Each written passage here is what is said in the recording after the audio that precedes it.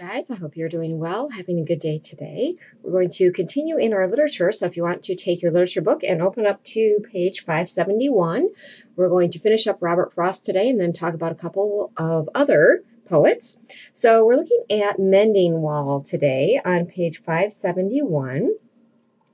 And this one here is a very good example of him using a regional situation, talking about this area in New England, and creating a universal theme. And we talked about that last time we talked about Robert Frost, how he would lots of times he would use the New England setting, but he was using it more to represent humanity or the world as a whole. So we see that universal theme here.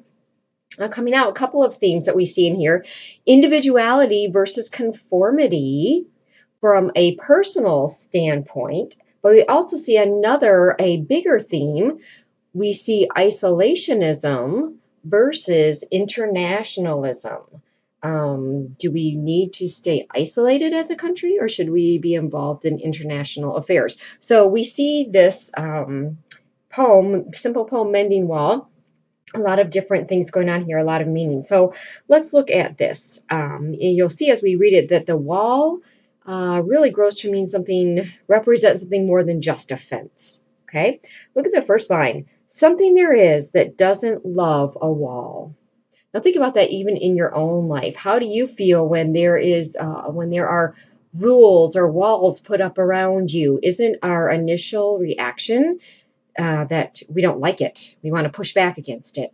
And so he is making that universal feeling, stating it there in that first line. Something there is that doesn't love a wall, that sends the frozen ground swell under it and spills the upper boulders in the sun, and makes gaps even two can pass abreast. The work of hunters is another thing.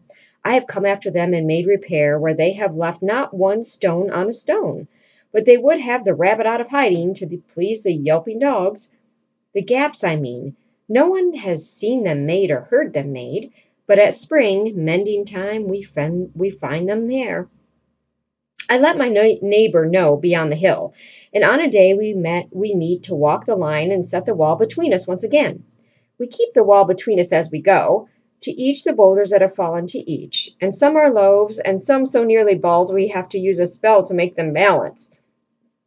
Stay where you are until our backs are turned. We wear our fingers rough with handling them.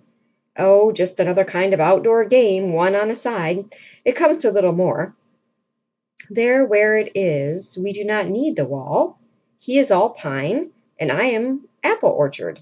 My apple trees will never get across and eat the cones under his pines, I tell him.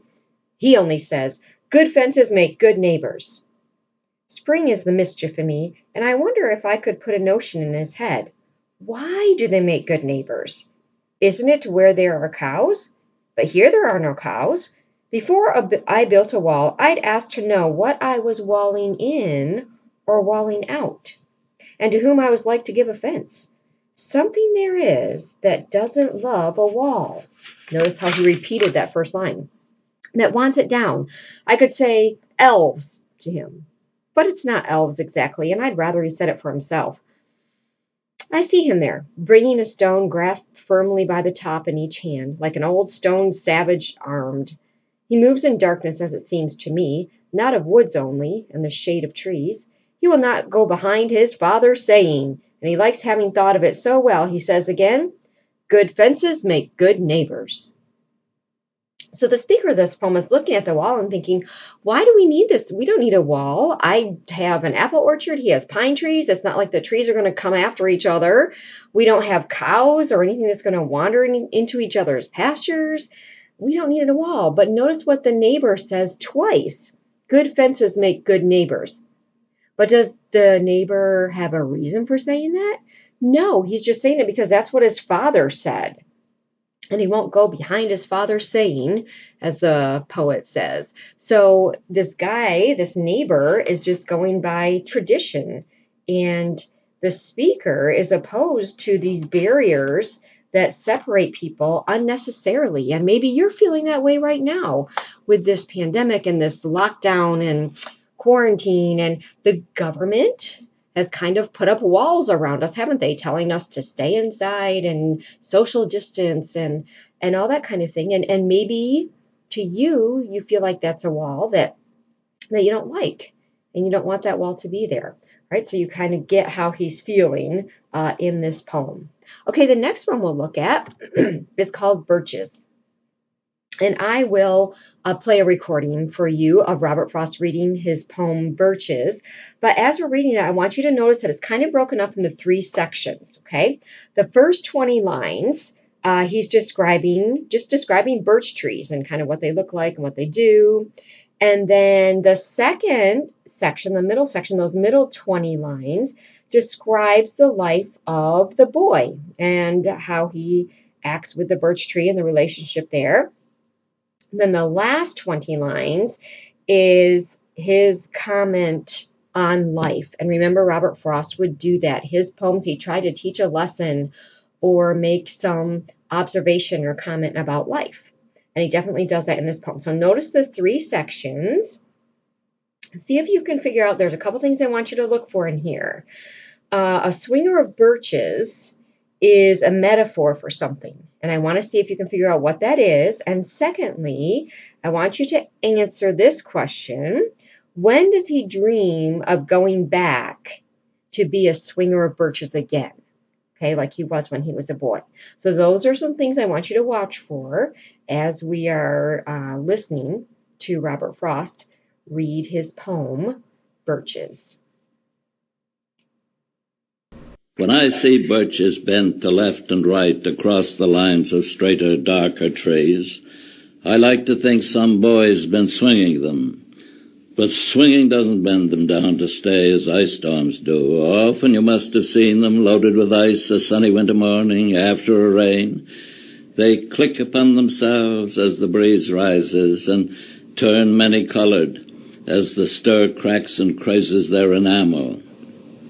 Soon the sun's warmth makes them shed crystal shells, shattering and avalanching on the snow crust. Such heaps of broken glass to sweep away, you'd think the inner dome of heaven had fallen. They're dragged to the withered bracken by the load, and they seem not to break. Though once they're bowed so low for long, they never right themselves. You may see their trunks arching in the woods years afterward, trailing their leaves on the ground like girls on hands and knees that throw their hair before them over their heads to dry in the sun. But I was going to say, when truth broke in with all her matter of fact about the ice storm, I should prefer to have had some boy bend them as he went out or in to fetch the cows, some boy too far from town to learn baseball, whose only play was what he found himself, summer or winter, and could play alone. One by one he subdued his father's trees by riding them down over and over again, until he took the stiffness out of them, and not one but hung limp. Not one was left for him to conquer. He learned all there was to learn about not launching out too soon, and so not carrying the tree away clear to the ground. He always kept his poise to the top branches, climbing carefully, with the same pains you used to fill a cup up to the brim and even above the brim. Then he flung outward, feet first with a swish, kicking his way down through the air to the ground. So was I once myself a swinger of birches, and so I dream of going back to be. It's when I'm weary of considerations, and life is too much like a pathless wood where your face burns and tickles with the cobwebs broken across it, and one eye is weeping from a twig's having lashed across it open. I'd like to get away from earth a while, and then come back to it and begin over. May no fate willfully misunderstand me and half grant what I wish and snatch me away not to return. Earth's the right place for love. I don't know where it's likely to go better. I'd like to go by climbing a birch tree and climb black branches up a snow-white trunk toward heaven till the tree could bear no more, but dipped its top and set me down again. That would be good both going and coming back. One could do worse than be a swinger of birches. All right, so let's talk about those questions that I asked you before. Did you see, first of all, the 3 different sections? And secondly, did you figure out what a swinger of birches is a metaphor for? What does he use that being a swinger of birches and wanting to be one again? Did you catch it? Did you figure it out? It's a metaphor for escaping the world, because this second question kind of leads into that. When does he dream of going back to be a swinger of birches? So look back on page or on line 41. So was I once myself a swinger of birches, and so I dream of going back to be. I dream of going back to doing that like I did as a boy. Why? When? It's when I'm weary of considerations, and life is too much like a pathless wood, where your face burns and tickles with the cobwebs broken across it. One eye is weeping from twigs having lashed it open. So when does he want to go back? When life gets rough, when life gets uncomfortable, when life gets like it's almost too much to bear. Then he says, I wish I could go back just for a little while, be a swinger of birches again, just to get away from earth for a while, and then come back and kind of start over again. He's like, I don't want, it's not that I want to die. He says, I don't want fate to misunderstand me and grant this wish and snatch me away not to return. I don't want to die. I just want to take a break, climb up in a tree, take a break, just to get away from world for a while. And he's saying that that's a nice thing. That would be like a relief for him. Okay. All right. And then the last one here by Robert Frost, Desert Places. As we look at it, it seems to be like a description of nature. But as you read it, I think you'll notice, I hope you'll notice, that it is much deeper than that. It's more of a description of man. And you see, I've already put the theme for you of this poem. It is loneliness. So see if you can see that theme being played out in this poem. Snow falling and night falling, fast, oh fast. In a field I looked into going past, and the ground almost covered smooth in snow, but a few weeds and stubble showing last. The woods around it have it, it is theirs. All animals are smothered in their lairs. I am too absent-spirited to count. The loneliness includes me unawares.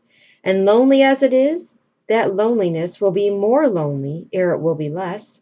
A blanker whiteness of benighted snow with no expression, nothing to express.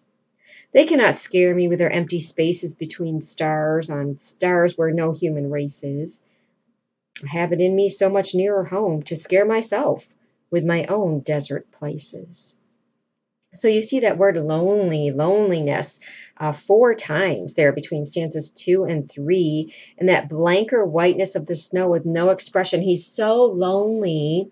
He can't feel anymore. He can't express what he's feeling anymore. And all the things that are going on in the world, where humans are, or where no humans are, he mentions in space, those things can't scare me as much as the empty places that are inside of me, as much as those places scare me. So really, the kind of a sad poem there about loneliness. All right, let's go on to moving on to another poet here, John Crow Ransom. We're now going to talk about some of the minor traditionalist poet. He was a very important 20th century critic and poet. He was associated with a group of Southern poets called the Fugitives, or the Southern Agrarians. This group of poets, he was their leader, and they felt that the South should remain an agrarian society, meaning like farming, rather than become an industrialized society.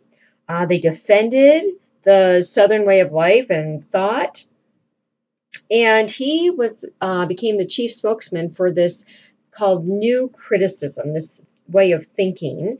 This was a very active way of thinking since the 1920s, although after the 1950s, this kind of declined a bit. But it stressed intensive study of a literary work through close reading and literary analysis. So they would look at a work very, very closely and analyze it. And we'll be doing a lot of that actually next year in AP Literature.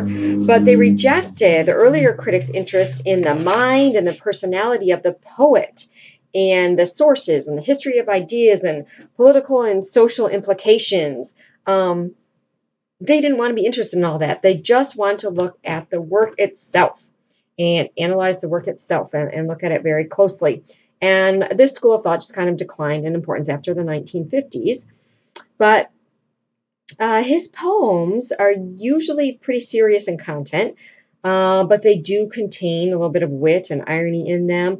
A lot of times his themes are death, as you will see when we read the one that we're looking at from him today, Bells for John Whiteside's Daughter.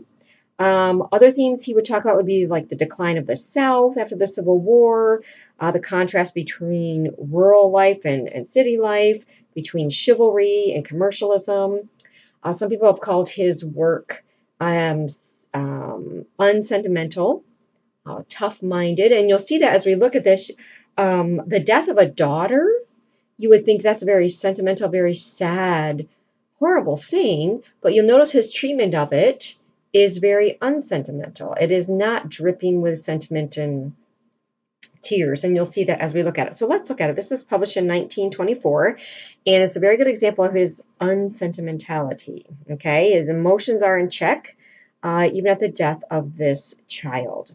There was such speed in her little body and such lightness in her footfall. It is no wonder her brown study astonishes us all. Notice that word astonishes. We're talking about the death of a child here. When a child dies, that usually is kind of surprising. That's not the normal order of things. We expect adults to die. We expect elderly people to die. We don't expect a child to die. So he chose the word astonishes. Now, the next three stanzas, he's going to describe her and contrast her energy in the past to her stillness now in death. Her wars were brooded in our high window. We looked among orchard trees and beyond, where she took arms against her shadow, or harried onto the pond the lazy geese. So chasing the geese, like a snow cloud, dripping their snow on the green grass, tricking and stopping, sleepy and proud, who cried in goose, alas! For the tireless heart within the little lady, with the rod that made them rise from their noon apple dreams and scuttle, goose fashion under the skies. But now go the bells, and we are ready. In one house we are sternly stopped to say we are vexed at her brown study, lying so primly propped.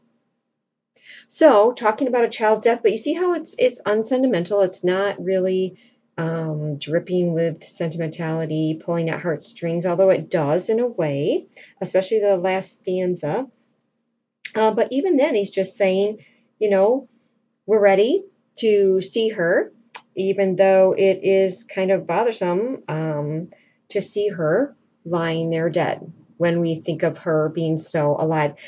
Even though he is a modern poet, I wonder if you notice that he used some traditional elements. He used quatrains, right? 4-line stanzas.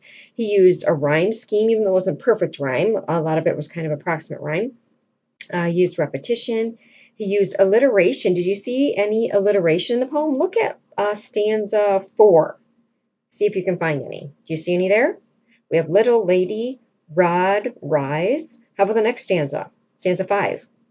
We have sternly stopped and primly propped, right? So we have alliteration there, rhyming, those traditional elements. All right, let's look at the next poet. This will be, we have a couple more that we'll look at today. Theodore, and now the last name, I've heard it pronounced a couple of different ways. I've heard Roethke, I've heard Roethke. So I'm not sure how he said it, but Theodore Roethke is what I'll say. He was actually born here in Michigan in Saginaw, and his family was German. He actually went to University of Michigan and he earned 2 degrees there. And then he went to the University of Pennsylvania, or I'm sorry, Pennsylvania State University, and became an English teacher there. He taught poetry, and he advised his students, though, to not be kind of their own poet, but to instead write like someone else, to study and imitate the work of another poet, and then try to write like that person. His themes and his forms follow some of the earlier poets, such as Emerson and Whitman, 2 great American predecessors, and he would depend on them for his themes and his forms. And he died in 1963 from a heart attack. But before his death, he had won the Pulitzer Prize. And so he was a very well-known American poet, even though maybe you don't hear much about him right now. So let's look at the poem Dollar and see what he's trying to say here. He published it in 1948, and you'll see as we read it, I want you to see if you can detect his feelings, how he feels about modern education and educational institutions as we read this. And notice how he gives emotions to inanimate objects like a pencil. Okay, so notice that as we read. I have known the inexorable sadness of pencils, neat in their boxes, duller of pad and paperweight, all the misery of manila folders and mucilage, desolation in immaculate public places, lonely reception room, lavatory, switchboard, the unalterable pathos of basin and pitcher, ritual of multigraph, paperclip, comma, endless duplication of lives and objects. And I have seen dust from the walls of institutions, finer than flour, alive, more dangerous than silica, sift, almost invisible, through long afternoons of tedium, dripping on fine film on nails and delicate eyebrows, glazing the pale hair, the duplicate gray standard faces. Well, how does he feel about modern education and institutions, right? I think you can tell that he doesn't care for them very much. What does he think? He thinks that they merely just process students through, right? Endless duplication of lives and objects just processes the students through without considering their individual differences and focusing on the students as individuals. And the last line there where he says the duplicate gray standard faces. There's no individualism in modern education. We're just treating everybody the same way, just kind of mills cranking out these students that are all the same. So that's how he feels about modern education. All right, and the last one we'll look at today, Edna St. Vincent Millay. She began writing poetry when she was a child. Her mother was a very strong, independent woman. She raised her three daughters by herself after she was separated from her husband. And so that kind of played a big part in who Edna became, because she became a symbol of the liberated woman in the 1920s. Very independent, liberated, do her own thing, live how she wanted to live type person. And I'm sure that's partly in due to her mother's influence on her. And she taught her to rhyme when she was only 4 years old. And her first published poem was when she was only 20 years old, Renaissance, and it brought her a lot of attention. She moved to Greenwich Village and she adopted kind of a bohemian lifestyle there, very free kind of living, whatever she wanted to do. Her lifestyle, along with the lyrics to her poems, caused her to become that symbol of a liberated woman in the 1920s. And her spirit of rebellion kind of went along with the times of the 20s. And you'll see that in some of her poetry, not in the poem that we look at today, but we do see that in some of it. Her poetry is very traditional in vocabulary and in form, but very modern in its themes, in its tones of that rebellion, that freedom to do what you want. You'll see this poem that we're looking at today is a sonnet, very similar to Shakespeare's Sonnet 130. She used a sonnet form very much in her poetry. You'll see a lot of sonnets. Shakespeare's Sonnet 130 is one that kind of makes fun of love. He says, my mistress' eyes are nothing like the sun, and all these things that people usually would say during that time period about someone they're in love with. He kind of makes fun and pokes fun at all of that. And so in this poem, she is emphasizing that love should not be based on physical attraction. True love is not about physical beauty. And that's kind of what she addresses in this poem. Now, before we read it, I want to tell you about two interpretations of the poem. Then I want to see which one you agree with, which one you think. One interpretation is that this woman is looking into a mirror and she's talking to herself and commenting on her features to herself. Okay, that's one interpretation. Another interpretation or school of thought is that she was looking in the mirror, maybe saying derogatory things about herself, and then her lover then is the one speaking to her and reassuring her that, yeah, even though you're not perfect and you're not beautiful, I love you anyway, and that's not where true love comes from. So, as we read it, I want you to see which one you think it is. Do you think it's her speaking to herself, or do you think it is her lover telling her, it's okay, you're not beautiful, but that's not what's important? All right, so see what you think. Love is not blind. I see with single eye your ugliness and other women's grace. I know the imperfection of your face, the eyes too wide apart, the brow too high for beauty. Learned from earliest youth am I in loveliness, and cannot so erase its letters from my mind that I may trace you faultless. I must love until I die. More subtle is the sovereignty of love. So am I caught that when I say, not fair, 'tis but as if I said, not here, not there, not risen, not writing letters. Well, I know what is this beauty men are babbling of. I wonder only why they prize it so. All right, so what do you think? Do you think it was her talking to herself? Or do you think it was her lover trying to reassure her, you might not be the most beautiful, but that's not what love is about? And I don't know why men think that beauty is so important there in the last two lines.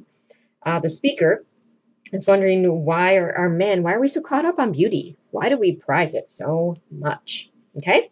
So that is where we would end today. I'd be interested in knowing what your thoughts are on that poem, which voice you think it is, who you think the speaker is, if you think it's her or if you think it's her lover. I'd be interested to know that. So maybe drop me a line, send me a comment, and let me know what you think.